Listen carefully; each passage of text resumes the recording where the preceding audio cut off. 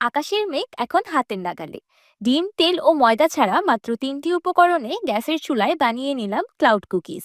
বাহির থেকে হালকা ক্রিস্পি আর ভিতর থেকে একদম মেঘের মতো নরম, মুখে দিতেই গলে যাবে।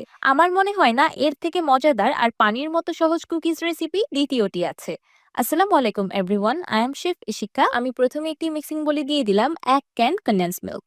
এবার দিয়ে দিলাম 400 গ্রাম বা 3 কাপ কর্নফ্লাওয়ার আর 2 টেবিল চামচ বাটার। 1 চিমটি বা স্বাদ মতো লবণ দিয়ে দিলাম, কিন্তু এটা একদমই অপশনাল, ইচ্ছে করলে স্কিপ করতে পারেন। এবার হাতের সাহায্যে সবকিছু একসাথে মাখিয়ে নিব। সবকিছু একসাথে খুব ভালোভাবে মাখিয়ে নেওয়ার পর কুকিজের ডোয়ের কনসিস্টেন্সিটা ঠিক এমন হবে, না খুব বেশি শক্ত না খুব বেশি পাতলা। কুকিজের ডোটা তৈরি হয়ে গিয়েছে, এবার কুকিজগুলো বানানোর পালা। আমি অল্প একটু কুকিজের ডো নিয়ে 2 হাতের তালুর মাঝখানে নিয়ে একটি বল তৈরি করে নিয়েছি। এবার তৈরি করা বলটা একটি বেকিং ট্রে এর উপর রেখে দিলাম।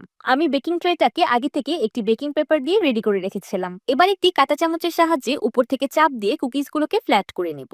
এতে করে কুকিজগুলোতে খুব সুন্দর একটা ডিজাইনও তৈরি হয়ে যাবে। এখন প্রিহিটেড ওভেনে 200 ডিগ্রি সেলসিয়াসে কুকিজগুলোকে বেক করে নিব 30 মিনিটের মতো। ওভেন স্পেসিফিকেশন অনুযায়ী টাইম অ্যান্ড টেম্পারেচার ভ্যারি করতে পারে। যেহেতু প্রথমেই বলেছি আজকে আপনাদের এই ইউনিক কুকিজগুলো গ্যাসের চুলায় তৈরি করে দেখাবো, তাহলে চলুন সেই প্রসেসটাও দেখে নিই।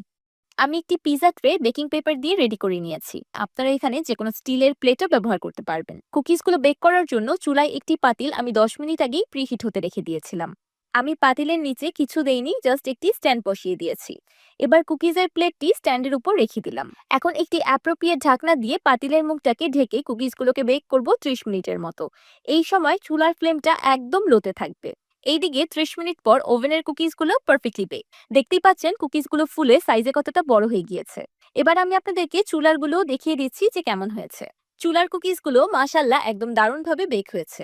এবার আমি আপনাদেরকে আওয়াজ শুনিয়ে দিচ্ছি যে ক্লাউড কুকিজগুলো কতটা পারফেক্টলি বেক হয়েছে। তো তৈরি হয়ে গেল পানির মতো সহজ আর অসম্ভব মজাদার ক্লাউড কুকিজ।